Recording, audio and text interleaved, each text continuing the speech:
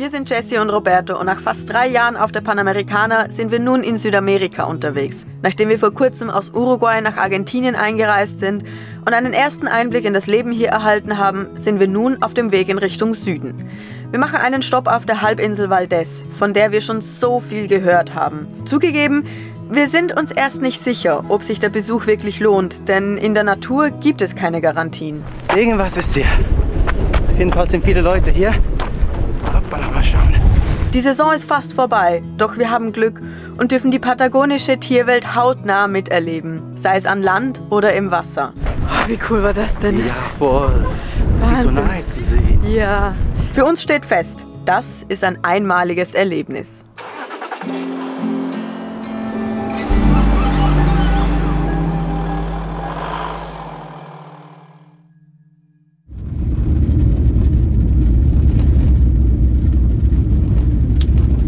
Hallo und schön euch in diesem Video dabei zu haben.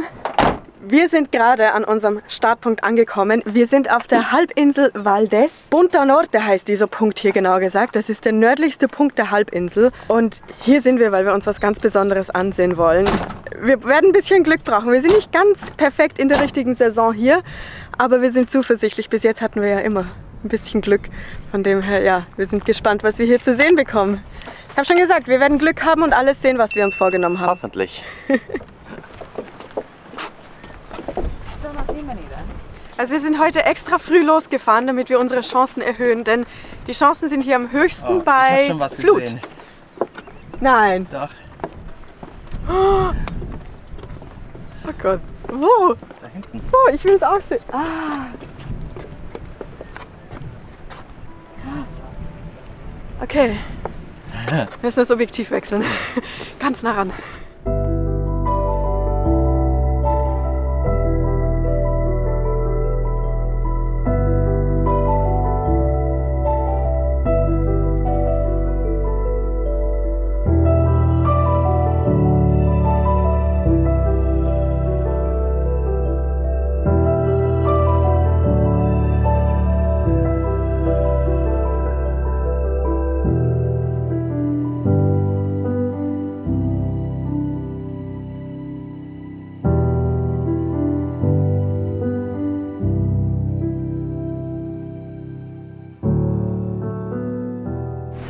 So cool hier die Seeelefanten zu sehen und ich glaube Seehunde sollten hier auch noch sein, aber wir sind nicht mal deswegen hier. Eigentlich ist das hier eine Stelle, eine von den ganz wenigen Stellen, wo Orcas sich an Land spülen lassen und hier jagen. Also die jagen hier diese Seeelefantenhunde. Ich glaube vor allem die Babys, ja, die sind ein bisschen leichtere Opfer. Und das muss richtig blutrünstig sein. Ich bin auch nicht sicher, ob ich das wirklich sehen will. Aber auf der anderen Seite ist das einfach so ein Spektakel, was die Natur manchmal macht. Es muss schon die sehr Natur ist besonders manchmal sein. halt wirklich grausam. Ja, das ist sie manchmal wirklich, ja. Aber ist halt so. Ja. Also. Jetzt gucken wir mal, ob die auch überhaupt kommen. Also am besten sind die Chancen bei Flut. Die kommt jetzt rein. Ja. Mal sehen, ob wir heute Glück haben und die Orcas kommen.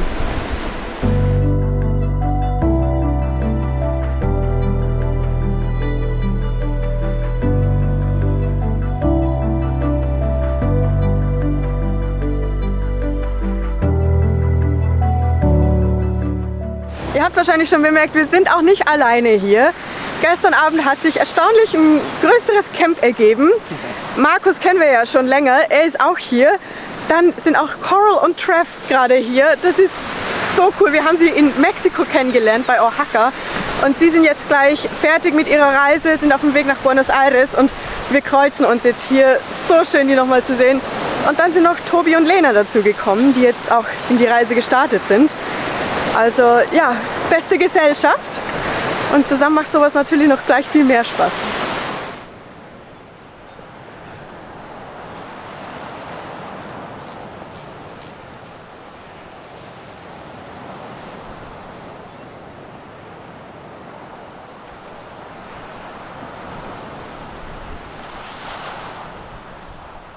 Das, was hier unten abgeht, ist nicht jugendfrei. Schnell weg. So spannend auch diese Seelöwen sind, viel passiert ja nicht wirklich. Also die chillen da einfach im Wasser oder am Strand. Ab und zu gibt es eine kleine Rauferei, aber sonst passiert nicht viel, aber es ist trotzdem schön, diese Tiere so in der Natur zu sehen und wie groß die sind. Also das ist ja, ich habe vorhin gelesen, die Männchen, die werden bis zu 4000 Kilo schwer und die Weibchen nur 800. Dieser Gewichtsunterschied ist schon heftig.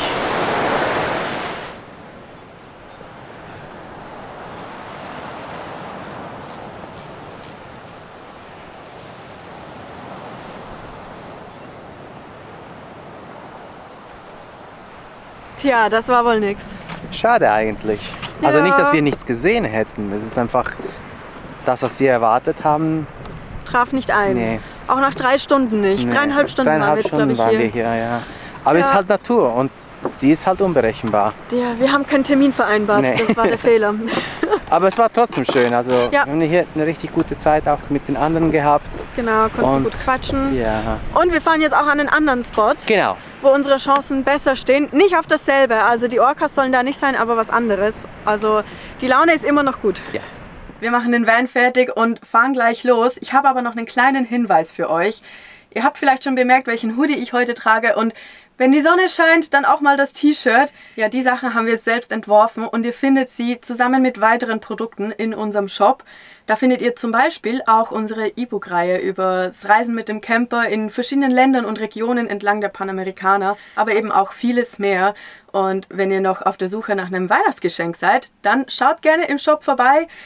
Wenn ihr bis zum Montag, den 16. Dezember bestellt, kommt das Paket nämlich auch noch pünktlich vor Weihnachten an, sofern die Lieferadresse in Deutschland ist. So, jetzt machen wir da fertig und dann geht's los.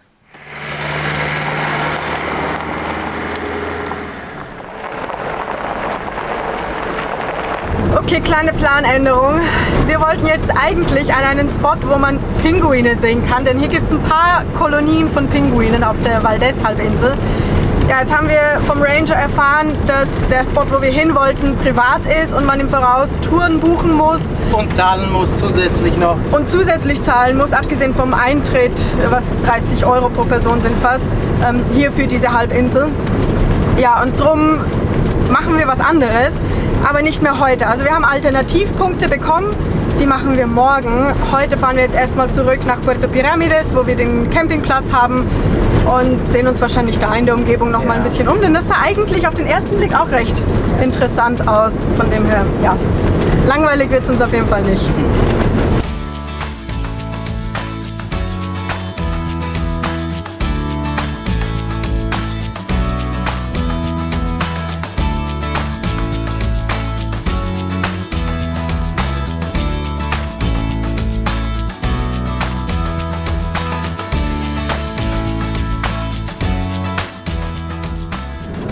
Auf der Halbinsel Valdez fährt man ja hauptsächlich zu den Spots auf Schotter. Das sind jeweils immer etwa 70 Kilometer, die man halt einen Weg hinfährt und dann wieder zurückfährt. Wobei man sagen muss, also die Straße ist ziemlich gut, oder? Ja, es geht. Ja, also es ist jetzt wenig Ripio. Also es ist eine ziemlich langweilige Straße, auch hier geht es nur geradeaus.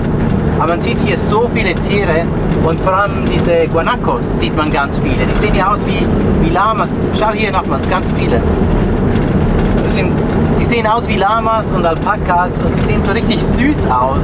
Und die haben alle immer so kleine Babys mit dabei. Was haben wir noch gesehen? Schafe, Hasen. Man sieht ganz viele Tiere und das hatten wir gar nicht so im Blick, als wir hierher gefahren sind. Ja. Und es ist richtig schön zu sehen, dass nicht nur im Wasser die Tiere leben, sondern auch hier auf der Halbinsel. Wir sind in unserem Camp angekommen. Hier hinten ist unsere Wagenburg. Recht gemütlich, würde ich sagen. Wir wollen jetzt aber doch noch mal in den Ort gehen. Es gibt hier nämlich eine Ortschaft auf der Insel. Puerto Pirámide heißt das. Und ja, das sind, glaube ich, nur 3 Gassen. Das ist nicht besonders groß, aber es sah ganz nett immer aus, wenn wir da durchgefahren sind. Also gucken wir uns das an und vielleicht finden wir noch was Nettes zum Reinsitzen.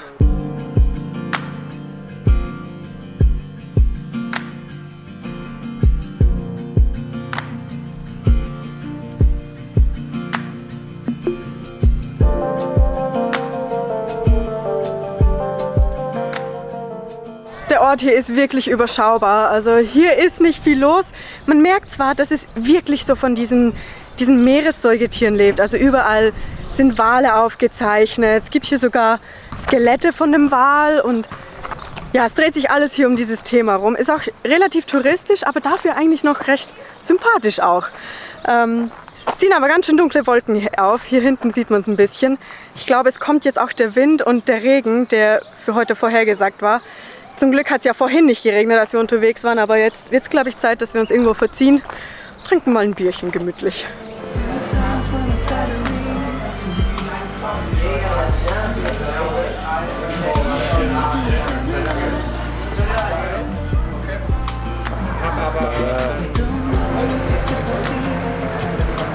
Stunde ist jetzt super gewesen. Das haben sie mir übergelassen.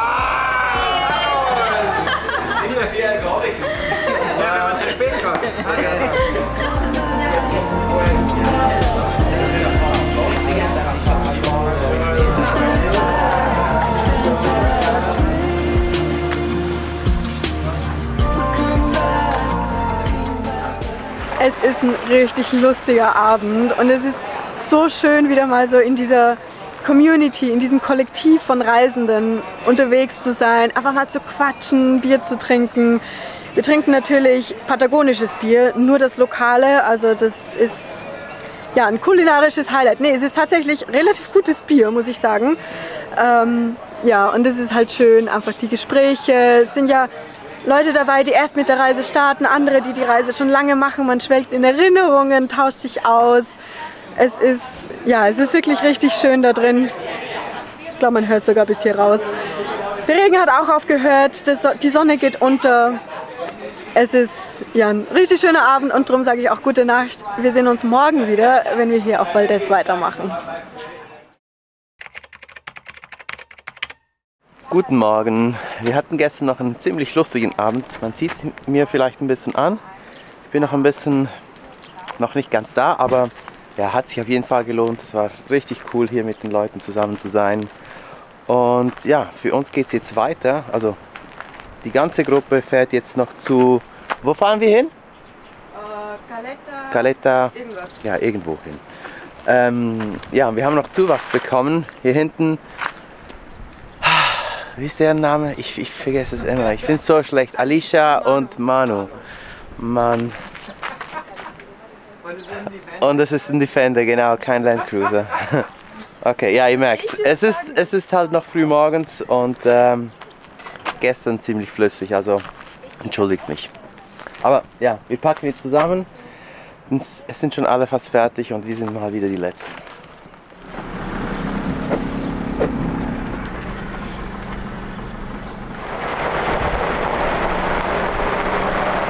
Ein leicht verschlafenes Guten Morgen auch von mir. Wir sind jetzt endlich mal losgefahren und nein, wir haben die anderen nicht zurückgelassen und uns verabschiedet, sondern wir fahren einfach voraus im Riesenkonvoi. Ich weiß nicht, wann wir das letzte Mal mit so vielen Autos auf einmal unterwegs waren. Gleich viele Fahrzeuge wie gestern, weil... Stimmt, ja. Alicia und Manu fahren bei Tobi und Lena mit. Genau. So viele Namen. Auf jeden Fall gilt es jetzt, die Zeit aufzuholen. Wir müssen nämlich auch heute wieder bei Flut am Ziel ankommen, sonst verpassen wir das, was wir hoffen da zu sehen. Wir starten heute nämlich einen zweiten Versuch. Ja, und deswegen fahren wir voraus, weil Roberto einen relativ effektiven Fahrstil hat. Zügigeren Fahrstil, würde ich mal sagen. Zügig nennt man das. Ja. Ja, also versuchen wir die Zeit aufzuholen und die Gruppe zu animieren, zügig unterwegs zu sein.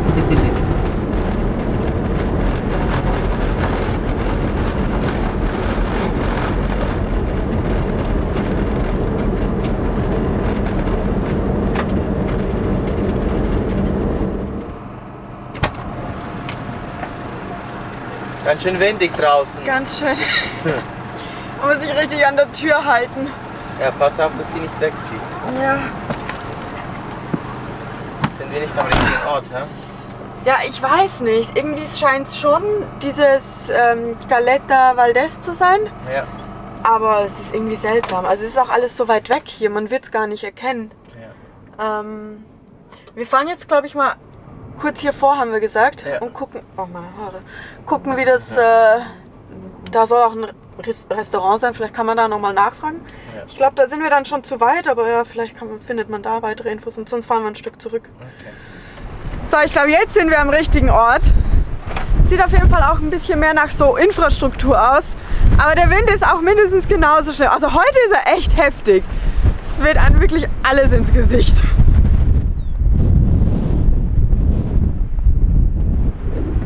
Ah, schau mal, da unten sind sie.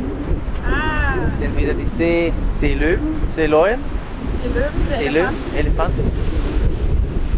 Ich weiß es nicht, ich kann die nicht unterscheiden, aber ich glaube, das sind die Seeelefanten. Wenn man mich hört, Seeelefanten. Sehr windig hier. Ja. Auch hier ist wieder alles gut ausgebaut. Also es gibt diese Holzstege.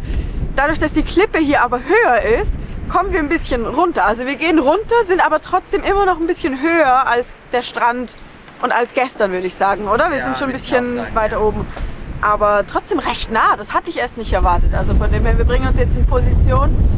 Hoffen, dass wir heute vielleicht doch die Orcas noch sehen.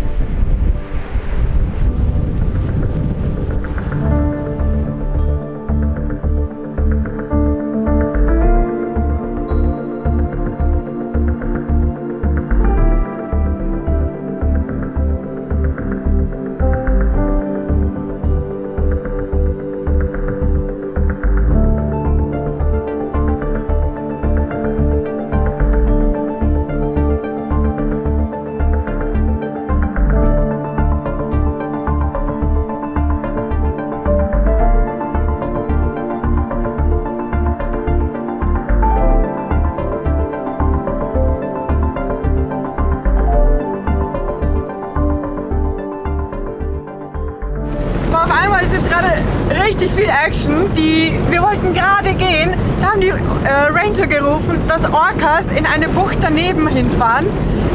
Eigentlich da, wo wir schwimmen. Ja, siehst du, ich bin so verwirrt. Sie sind sogar da, wo wir das erste Mal angehalten hatten, wo wir dachten, dass wir falsch sind. Und da in diese Bucht schwimmen sie gerade rein. Wir sind jetzt schnell unterwegs und hoffen, dass wir sie noch erwischen. Boah, schau, wie viele Leute da schon sind. Boah, okay. Ja, doch, da müssen wir richtig sein. Ja. Wahnsinn. Boah. Meinst du, wir sehen die wirklich? Mal schauen. Irgendwas muss hier sein. Irgendwas ist hier. Jedenfalls sind viele Leute hier. Hoppala, mal schauen.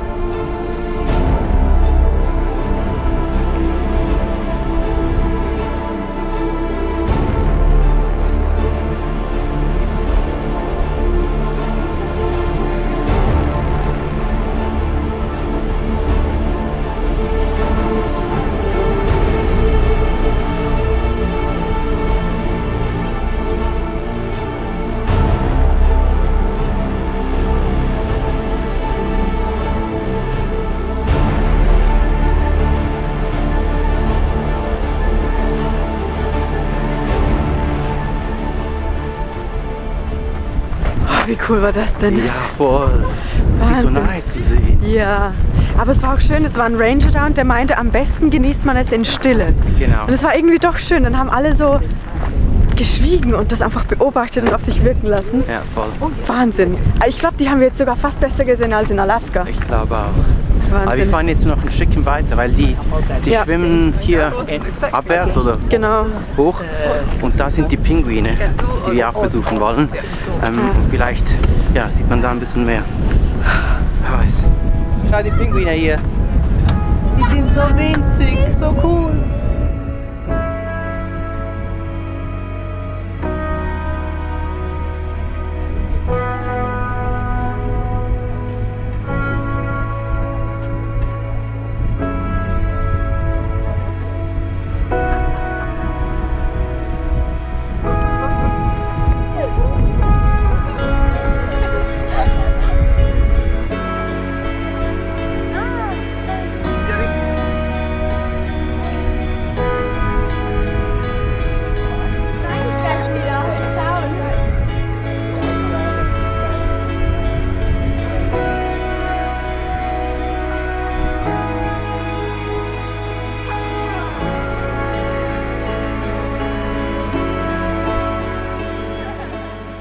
Boah, es ist ganz schön windig da vorne. Aber es ist einfach mega, diese Pinguine einfach nochmal sehen zu können und die Orcas. Also es ist für uns das erste Mal Pinguine zu sehen. Ich weiß, wir werden noch viele sehen, aber trotzdem, das macht einfach das Valdez eben doch so besuchenswert. Bei Brütezeit oder bei der Paarungszeit gibt es hier sogar an dieser Stelle 46.000 Paare, also etwa 90.000 Pinguine an dieser Stelle allein. Also diese Kolonie hier mal im ganzen Ausmaß zu erleben, das muss Wahnsinn sein. Aber auch so einfach zu sehen, wie die hier so, die sind ja ganz klein und süß und wie die da so sich putzen und miteinander interagieren, das ist ja richtig süß. Ehrlich gesagt wussten wir gar nicht, was wir hier auf der Halbinsel Valdez erwarten sollen, denn wir haben so viele Meinungen von verschiedenen Leuten gehört und da hieß es von, das muss man einfach gesehen haben, zu kann man auch auslassen, und von dem her waren wir uns ein bisschen unsicher, was uns hier erwartet, aber ich würde sagen, für uns hat sich das auf jeden Fall gelohnt, nicht wahr? Auf jeden Fall, also nur schon auch wegen der Leute, die wir da alle treffen konnten. Aber ich muss sagen, es waren schon ein paar Überraschungen dabei. Also einiges war trotzdem anders als erwartet. Allein schon beim Reinfahren haben wir erst realisiert, wie weit auch hier wieder die Distanzen sind. Auf der Karte sieht die Halbinsel relativ klein aus. Man denkt, man ist da recht schnell auf jeder Seite. Aber allein vom Eingangstor bis zu Puerto Piramides, was ja dann unsere Base war, waren es über 50 Kilometer. Und dann, als wir dann zu den einzelnen Punkten gefahren sind, waren das auch jeweils etwa 70 Kilometer hin und dasselbe nochmal zurück. Also wir waren ja als erstes bei Punta Norte, weil wir da erst dachten, da sind die Chancen am besten, die Orcas zu sehen. Dann haben wir erst erfahren, dass dem aktuell nicht so ist, weil das ändert sich ja immer je nach Jahreszeit, Monat. Und dann sind wir deswegen am nächsten Tag zu Caleta Valdez gefahren. Wieder 70 Kilometer Schotter hin und her. Das muss man einfach auch einrechnen, in die Zeitrechnung. Aber da waren wir ja dann zum Glück, haben wir dann die Orcas sehen können und die Pinguine.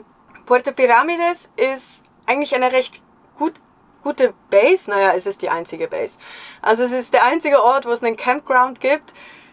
Der kostet 26.000 Pesos aktuell, das sind etwa 25 Euro knapp. Ist schon echt viel, weil es ist eigentlich nur ein Schotterplatz mit Toiletten. Die Duschen sind nur 2 Stunden am Tag geöffnet, aber wir haben es wenigstens dazu genutzt, auch den Tisch zu lasieren. Also wir haben jetzt auch endlich wieder einen Tisch, das hat sich schon gelohnt. Und ja, der Eintritt in den Park ist aktuell bei 30.000 Pesos, was etwa so 28 Euro sind. Pro Person. Pro Person. Das ist nicht jetzt wie in den USA, dass man pro Fahrzeug zahlt und alle sind drin, sondern wirklich pro Person. Ja, und die Locals Argentinier zahlen dabei nur 5.000 Pesos. Also man merkt da schon den Unterschied, dass halt Touristen und Reisende immer schon ein bisschen mehr zahlen. Also man muss sich das allgemein ein bisschen ausrechnen mit den Kosten auf der Halbinsel. Und gerade wenn man halt gute Chancen hat, die Tiere zu sehen, dann würden wir es, glaube ich, unbedingt empfehlen. Also wir sind ja jetzt total happy mit dem, was wir alles sehen konnten. Ich weiß nicht, ob es jetzt in der quasi Nebensaison, wenn man die Tiere nicht sieht, jetzt ein Must-See ist. Aber ja, auf jeden Fall, wir sind total happy, dass wir da waren, auch eben mit den Leuten und den Tieren, und sind sehr zufrieden. Wir würden auch jetzt hier das Video beenden, hoffen aber, dass ihr vielleicht auch noch in unserem Shop vorbeischaut. Wir würden uns sehr freuen und dann sehen wir uns im nächsten Video. Hasta luego! Tschüss! Windig ist es immer noch. Puerto Piramides heißt das. Oder Pyramide, ich weiß auch nicht ganz genau.